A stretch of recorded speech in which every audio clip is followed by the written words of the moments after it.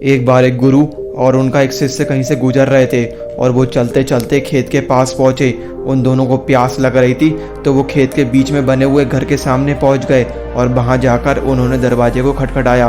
वो दोनों खेत को देखकर बहुत हैरान हुए क्योंकि खेत बहुत बड़ा था और ज़मीन भी बहुत उपजाऊ थी, लेकिन खेत का मालिक उस खेत पर बिल्कुल भी ध्यान नहीं दे रहा था। जब दरवाज़ा खुला तो घर से एक आदमी, उसकी पत्नी और 3 बच्चे निकले जो बहुत ज़्यादा गरीब थे। उन्होंने फटे पुराने कपड़े पहन रखे थे। गुरु ने आदमी से बोला, हमें पानी मिल सकता है? उस आदमी ने दोनों को पानी दिया।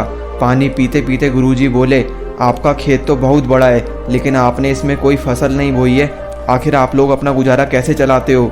वो आदमी बोला, हमारे पास एक भैंस है और वो बहुत अच्छा दूध देती है, हम उसी का दूध बेच देते हैं और बचे हुए दूध का सेवन करते हैं, हमारा खर्च ऐसे ही चलता है। अब शाम हो चुकी थी और उन्होंने सोचा कि आगे की यात्रा कल करेंगे, तो उन्होंने उस आदमी से इजाज़त ली और वहीं रुक गए।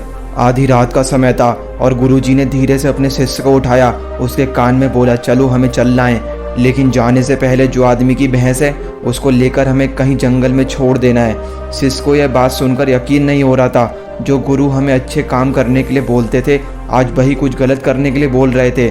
शिष्य ने सोचा, अब गुरुजी ने कुछ सोचा होगा तो अच्छा ही सोचा होगा।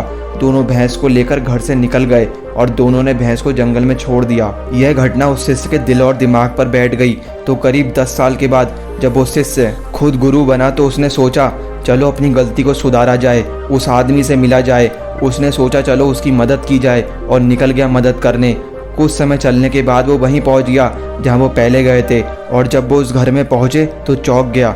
उसने देखा कि उस घर के बाहर बड़े बड़े फलों के पेड़ लगे थे, एक बड़ा सा घर भी था। उसने सोचा कि शायद वो परिवार यह सब कुछ बेचकर चला गया है। ऐसा देखकर वो वापस लौटने लगा तो उसने उस आदमी को देखा। शिष्य ने बोला, शायद आपने मुझे नहीं पहचाना लेकिन मैं आपको जानता हूँ, हम 10 साल पहले मिले थे। वो आदमी बोला, कैसे भूल सकता हूँ मैं आपको, उस दिन आप बिना बताए चले गए थे लेकिन पता नहीं क्या हुआ, उसी रात मेरी भैंस भी कहीं चली गई थी और मुझे समझ नहीं आ रहा था आगे क्या करा जाए। मैंने कुछ दिन सोचा, सोचने के बाद मैंने लकड़ियों को काटकर बेचने का काम शुरू कर दिया। उसे बेचकर मैंने कुछ पैसे इकट्ठे किए और उस पैसों से मैंने फसल उगाई।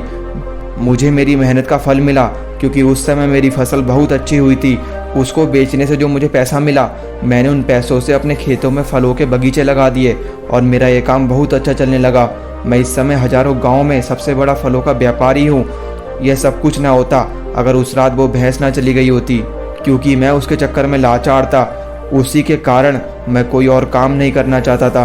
उसके जाने के बाद ही मैंने नए रास्ते निकाले जिससे मैं पैसा कमा सकता हूँ और आज मैं एक बहुत बड़ा व्यापारी बन चुका हूँ। शिष्य बोला, यह काम तो आप पहले भी कर सकते थे। तो वह आदमी बोलता है कि मेरी कहानी बिना मेहनत के चल रही थी, मुझे कभी लगा ही नहीं कि मेरे अंदर भी इतना सब कुछ करने की क्षमता है, इसलिए मैंने कभी कोशिश ही नहीं करी। लेकिन जब मेरी भैंस चली गई तब जाकर मुझे एहसास हुआ कि मैं दूसरा काम भी कर सकता हूँ जिससे मैं और पैसा कमा सकता हूँ और परिवार को एक अच्छी ज़िंदगी दे सकता हूँ। और उस दिन मैंने सोचा मुझे अपने परिवार को पालने के लिए कुछ ना कुछ तो करना ही था और मैंने ठान लिया, अब मैं जो भी करूँगा पूरे दिल से करूँगा, कठिन परिश्रम से करूँगा और आज इसलिए मैं इस मुकाम पर पहुँचा हूँ। आपको भी आज ये सोचने की ज़रूरत है कि कहीं आपकी ज़िंदगी में कोई ऐसी भैंस तो नहीं है जो आपको आगे बढ़ने से रोक रही है। अगर आपको लगता है कि ऐसी भैंस है मेरी ज़िंदगी में, तो उसकी रस्सी को खोलकर उसे आज़ाद कर दीजिए और लग जाइए मेहनत करने।